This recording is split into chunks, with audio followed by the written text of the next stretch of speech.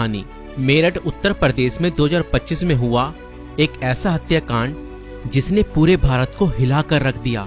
ये कहानी प्रेम, विश्वासघात और अंधविश्वास के खतरनाक जाल में फंसे कुछ लोगों की है, जिसने एक निर्दोष व्यक्ति की जान ले ली। इस केस में प्रेमिका ने अपने प्रेमी के साथ मिलकर अपने पति को मौत के घाट उतार दिया और उसके शव को 15 टुकड़ों में काटकर एक ड्रम में भर दिया और उसके अंदर सीमेंट डाल दिया। मगर चलिए इस कहानी को शुरुआत से देखते हैं। 2016 में मेरठ निवासी सौरभ राजपूत की मुलाकात मुस्कान रस्तोगी से हुई। दोनों के बीच प्रेम हुआ और कुछ सालों बाद उन्होंने शादी कर ली। लेकिन यह शादी सौरभ के परिवार को पसंद नहीं आई, क्योंकि मुस्कान एक अलग जाति से थी। इसके बावजूद दोनों ने अपने रिश्ते को मजबूत बनाए रखा। सौरभ मर्चेंट नेवी में जॉब करते थे और लंदन में पोस्टेड थे। शादी के कुछ समय बाद सौरभ लंदन चले गए, जबकि मुस्कान अपनी बेटी के साथ मेरठ में रहने लगी। इस दौरान उनकी जिंदगी में एक तीसरा व्यक्ति साहिल शुक्ला आया, जो मुस्कान को पहले से ही जानता था। सौरभ के लंदन में रहने के कारण मुस्कान की नजदीकियां साहिल से बढ़ने लगी।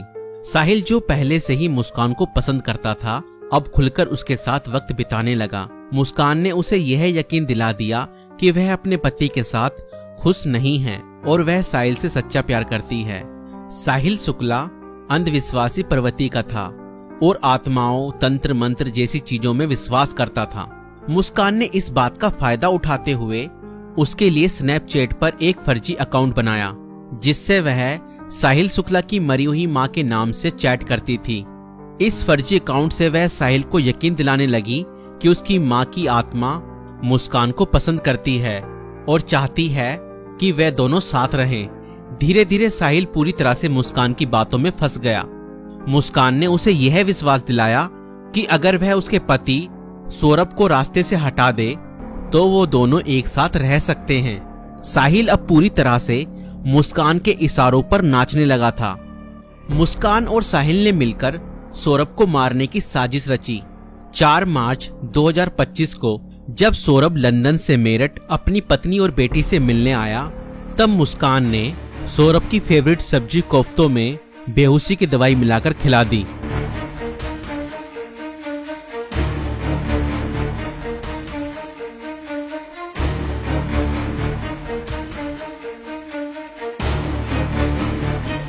और जब सौरभ बेहोशी की हालत में बिस्तर पर पड़ा था, तब मुस्कान ने अपने दोस्त साहिल को बुला लिया और रसोई में जाकर वो बड़ा और धारदार चाकू ले आई, जो मुस्कान और साहिल ने पहले से ही प्लानिंग करके खरीदे हुए थे। और करीब 20 मिनट तक साहिल ने मुस्कान को बताया कि कैसे उसे अपने पति का वध करना है।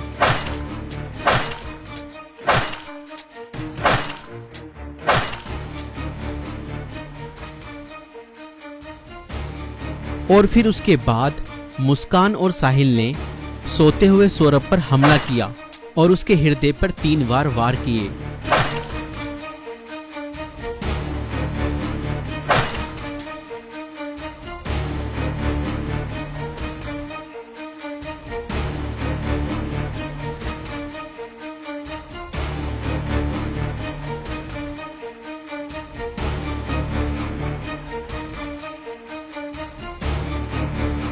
और घर में पड़े कूलर को भी ऑन कर दिया ताकि उसकी आवाज किसी को भी ना सुनाई दे।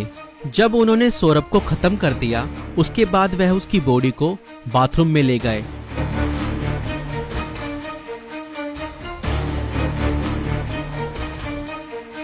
और उसके शरीर को 15 टुकड़ों में बांट दिया।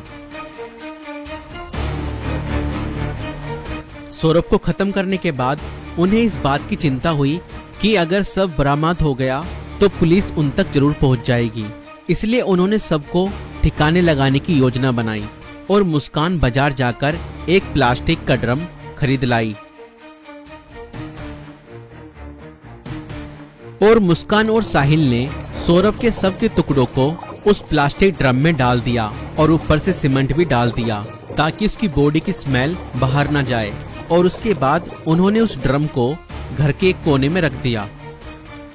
इसके बाद मुस्कान और साहिल ने सौरभ के मोबाइल फोन से उसके सोशल मीडिया अकाउंट को एक्टिव रखा। उन्होंने सौरभ के अकाउंट से हिमाचल प्रदेश की शिमला की तस्वीरें और स्टोरीज पोस्ट की ताकि लोगों को लगे कि वह घूमने गया है। उन्होंने उसकी फैमिली और दोस्तों को यह यकीन दिलाने की कोशिश की कि सौरभ जिंदा है और बाहर यात्रा कर रहा है।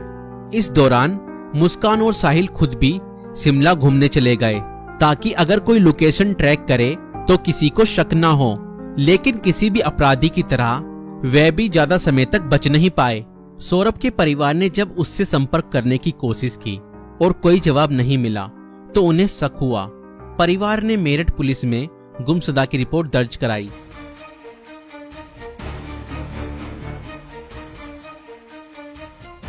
और इसी बीच मुस्कान ने अपने माता पिता को बताया कि शायद सौरभ का मर्डर हुआ है और उसके घर वालों ने ही उसका मर्डर किया है। मगर मुस्कान के पिता ने कहा, नहीं बेटा, किसी के भी घर वाले कितना ही नाराज हो जाएं तो भी ऐसा कदम अपने बेटे के लिए नहीं उठा सकते। बेटा, मुझे सच सच बताओ, सौरभ कहाँ है? मुझे सच्चाई बताओ, मैं किसी से कुछ नहीं कहूँगा। और तब मुस्कान ने अपने पिता को बताया कि उसने और साहिल ने मिलकर सौरभ को खत्म कर दिया है। और इतना सुनते ही मुस्कान के पिता ने पुलिस को सारी खबर बता दी।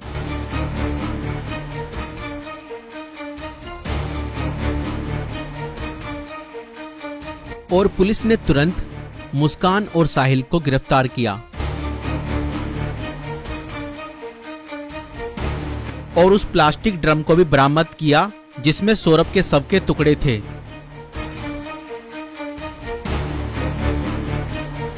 उस प्लास्टिक ड्रम को काटा गया और सौरभ के शरीर के टुकड़ों को बरामद किया गया।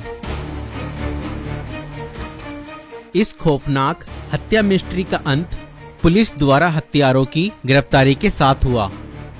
पुलिस ने मुस्कान और साहिल को गिरफ्तार कर लिया। दोनों पर हत्या, साजिश और शव को छुपाने के गंभीर आरोप लगाए गए। दोस्तों, ये घटना हमें यह सिखाती है कि अंधविश्वास का अंजाम बहुत बुरा और भयानक होता है। साहिल ने अपनी मां की आत्मा के नाम पर बनाए गए एक फर्जी अकाउंट पर भरोसा किया और हत्या जैसा अपराध कर दिया। और गलत संबंध और रिश्तों का अंजाम बहुत बुरा ही होता है। मुस्कान ने अपने फायदे के लिए साहिल को मानसिक रूप से कंट्रोल किया और हत्या तक करवा दी। और कानून से कोई नहीं बच सकता, चाहे अपराध कितना भी चालाकी से किया जाए। पुलिस की जांच और सबूतों के आधार पर अपराधी पकड़े ही जाते हैं। इसलिए रिश्ते सोच समझकर बनाएं और जीवन साथी चुनने से पहले सामने वाला मानसिक रूप से कैसा व्यक्ति है यह जानने की कोशिश करें। साथी चुनते समय सूरत पर नहीं